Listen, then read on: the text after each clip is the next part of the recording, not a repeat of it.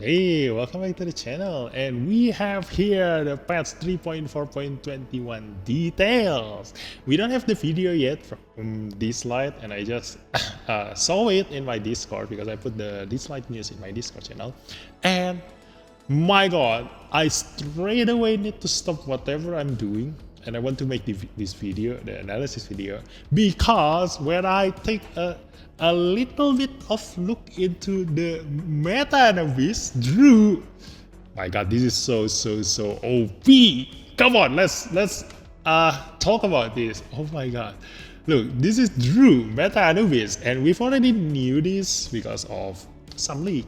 I don't know where we got the leaks, but when I was doing my stream the other day, somebody told me that the next Esper that's gonna go meta will be Drew, and I think it was from Cho Hong, I think, yeah, from Cho Hong's video or something.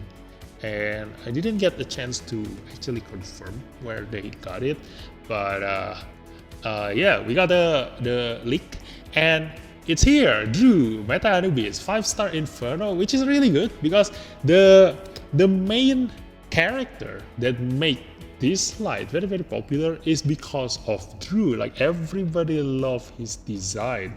Although I myself love Raven. Like, I started playing Dislyte because of Raven, but the first thing that everybody got their attention drew to them is Drew. See what I did there? So, Drew is a support Esper, which is insane. You know why? Because this is only the first word, and I can already tell you why is this OP? Because of Lu Shang. Lu Shang's ability, accentuated, is the best when it is paired with a support Esper because it reduces their cooldown, their abilities cooldown. Although we do have Wenlock right now for a fighter Esper, but Lu Shang is so much more useful than Wenlock because of his abilities. He can spam Harmony Set because of his Divinate that reduces his third skill cooldown every time he gets attacked. So he can spam Harmony Set, and then also he blocks debuffs, and also he's accentuated instead of just reducing the cooldown of support Esper like how Wenlock do with his Resonance 2. To the fighter Esper, he also increased the fighter Esper's damage, the defender Esper's damage reduction, and also defense, which increases their damage also, and also the controller Esper, etc. Accentuated is the very best thing a buffer and debuffer can have. Like for someone like me who loves buff and debuffs, who plays around with buffs and debuffs, that is the best. And this is a support Esper. I don't know if this is true. Like, we can never believe what the patch note says nowadays because of misinformation and mistranslation. But we're gonna see it in the PTR testing. If Drew is really a support Esper, this is OP, insanely OP. Now who can revive multiple times and boost allies' attributes? Okay, the sentences is already very interesting, and when I take a peek on how the actual skill, the actual abilities works, it's exceed my expectation. Ability 1, Decree of Justice, attacks a single enemy, stealing their attributes, which is attack, defense, speed, etc. and transferring them to the allied Esper with the most burden of Duat stacks. And what burden of Duat is that every time your allies die, every time an allied Esper takes a certain amount of damage, they get burden of Duat. When they take fatal damage, which means they die, they get the maximum number of burden of Duat stacks. So if they die, they will get the attributes coming from Drew's first ability, which can be triggered using, like, the relief set or the Avatara set. This can happen a lot of times. Chu Yao can also keep calling Drew to keep attacking the enemy and stealing these stats. I don't know if there is a limit, but hopefully there is a limit. If there is no limit, this is insanely OP in a boss fight which gonna last a very long time. If you can steal the boss's stats, that means that you gonna have insane stats at around like 50 turns or something, you can already guess how this goes on, like your main DPS Esper will deal millions and millions of damage, every time they attack, because they keep stealing stats from using your Drew. Now, what we need to test from here is that if all 5 Espers that we have the burden of dual stacks at their maximum, who will receive the stats? We don't know. We will see in the PTR testing, probably the frontmost allies that will get the stats, but hopefully if you want to make this even more OP, all 5 of them will receive the stats. Oh my god, we will see in the PTR if this is what's really happened or it's just too much, it's missing too much. So ability 2, Eternal Passage. When Drew dies, a revival countdown begins. After allies have taken a certain number of active actions, Drew returns to life. This is even scarier than Mavis or Fatum Sister or Abigail, because he can revive himself. He doesn't rely on a support or a cooldown or anything. I don't know if there is a limit in here, but it doesn't say that there is a limit in here. And every time an ally Esper revives, all allies damage increases. So this is gonna be crazy. Like if you want to make use of Drew, you want your allies to die. You want your Drew to die. Which is insane, insane gameplay. And what we need to test is that, how this works with Mavis again. Whether allies who dies in graveless state, are they still counted as dying, or will they not counted as dying? So the burden of dual stacks, will it increase when they die into a graveless state, or will it not? That is the question. If they get the burden of dual stacks in graveless, that means that you can also play Drew around with Mavis. You can revive yourself while on top of being in graveless state for all of your allies, or you can just play as normally with Fatum Sister, reduce the cooldown of Fatum Sister with Lu Shang and keep reviving your allies over and over again, including your Drew the Drew himself.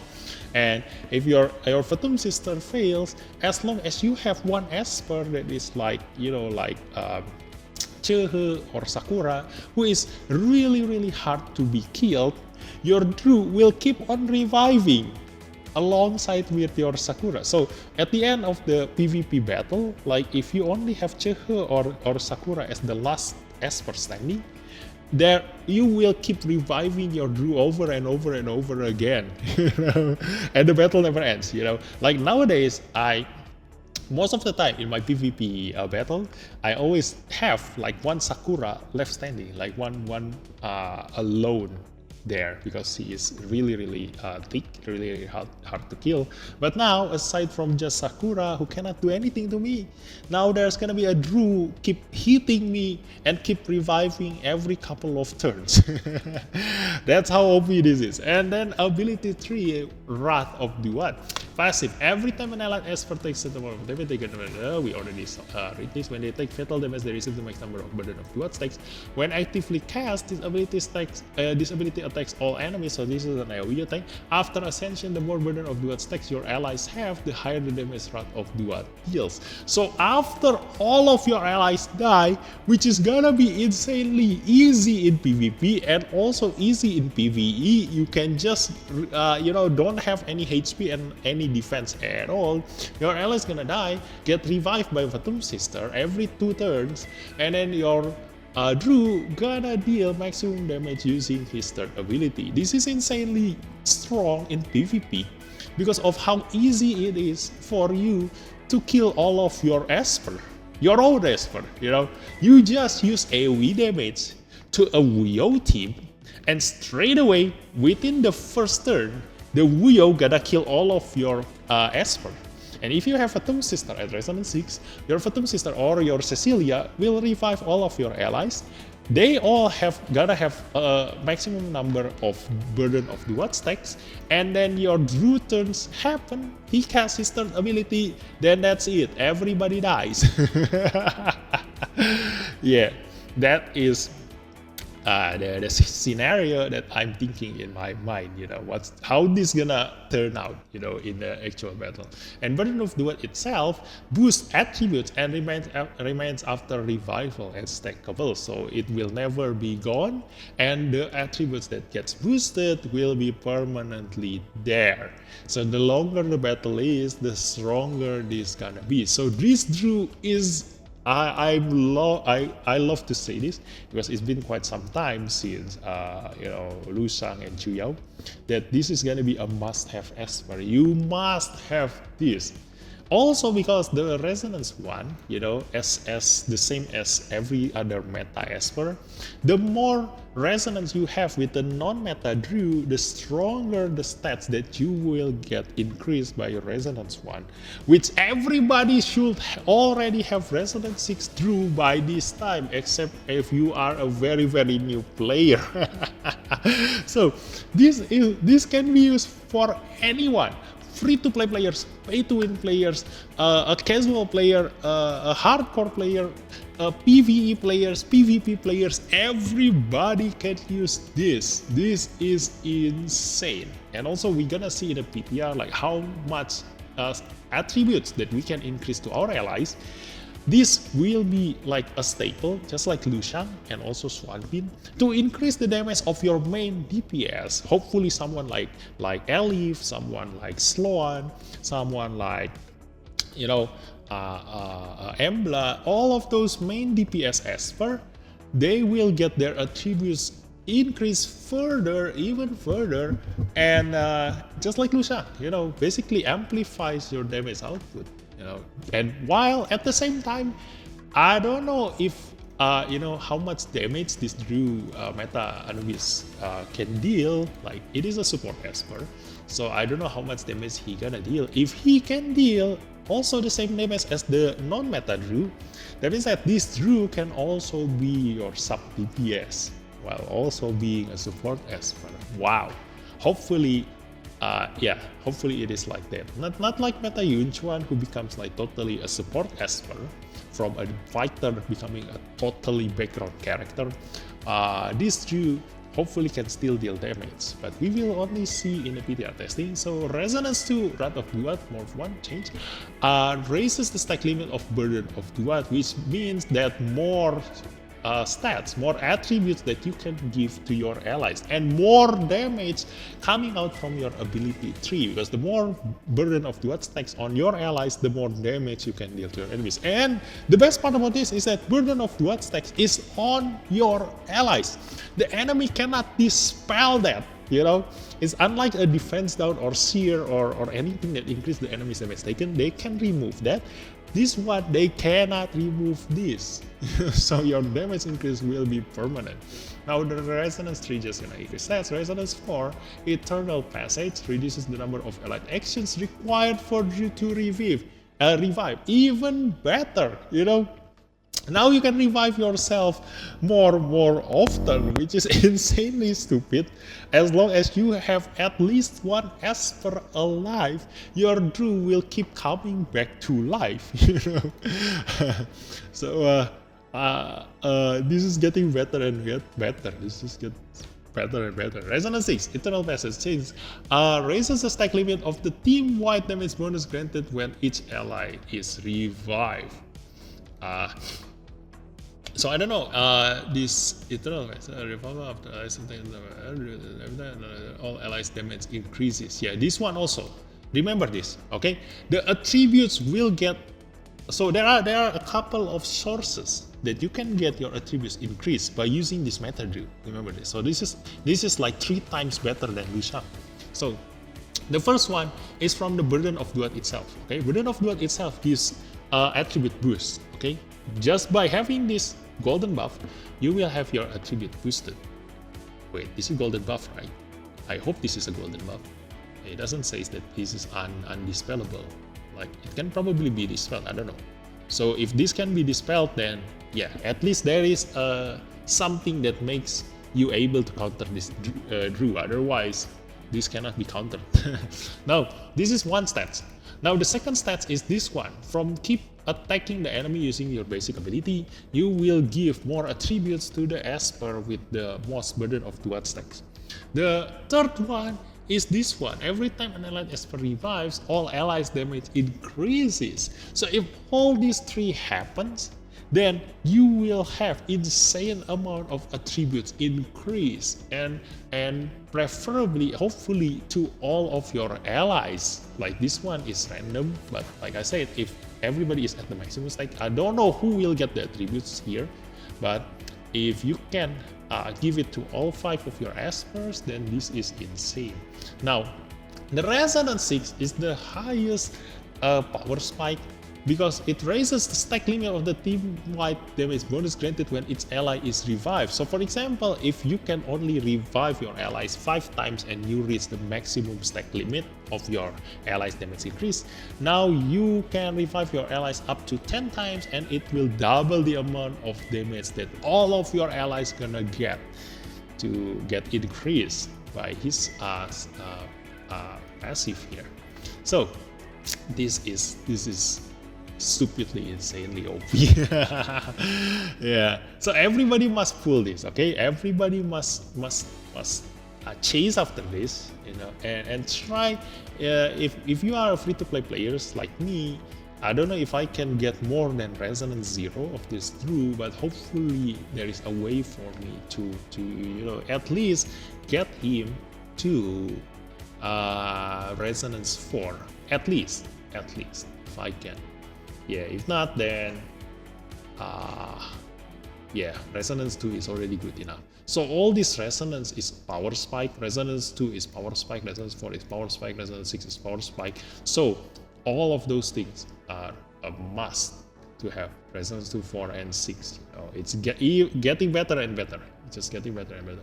So another changes in this patch notes is the Sonic Rift difficulty increase, because we have now a level 70 Esper. So you need more experiments, okay? And the answer is by increasing this difficulty level, probably giving you more experiment by clearing the higher difficulties of Sonic Rift. But for me, I have a tips and tricks probably, like, you know, the bounty mission that you do every single day, just get the experiment from there. For me, every day I just get a bounty of you know, experiment all the time. So when level 70 was open the other day, I can straight away level up 2 Esper to level 70. But the problem is I only have you know, 5 level mon, so I cannot upgrade 2 Esper to level 70 straight away. But yeah, the bounty mission, you don't need anything else from there. You can either choose the stamina, you can either choose the ascension materials, or you can use the Starimon and also the Experimon. So most of the time I will prioritize getting Experimon, because I know every time there comes out a new Esper, you need to level them up from level 1 to level 60 anyway. So you need a lot of Experimon, and I don't want to waste stamina on going into the Sonic Rift. So hence why every single day I just grab the Experimon from the bounty mission. Okay? So that's tips and tricks for me, from me. And yeah, this is the event echo. Yujing first and Lushang, the pair made in heaven, and then Sakura and Liam, Nathaniel and Amir. So I do recommend, if you don't have Yujing at Resonance 2 yet, do get her to Resonance 2, Lushang to Resonance 2. If you do go to PvP, if you only play in PvE, then Resonance 1 is already alright. He is insanely good. Sakura insanely good too. You can use her in any resonance. Liam is also hopefully, like, you can get him to resonance 2, but he can already be used at resonance 0. Nathaniel, very hard to use. You need a proper lineup. At the very least, a Sakura and a Chehu for Nathaniel and also Buyo, so very high requirement. And Amir also, when you do like event stages like waves after wave stage, that one you need Amir. So yeah, just pick whatever you want, but just remember, save up your wisdom for a more important esper, like the one esper that I deem to be a must-have for both free-to-play players and also pay-to-win players. So this is one of them, finally a must-have esper again. So yeah, that's it for this patch notes analysis, and I'll see you in the PTR testing. So thanks for watching. Bye bye.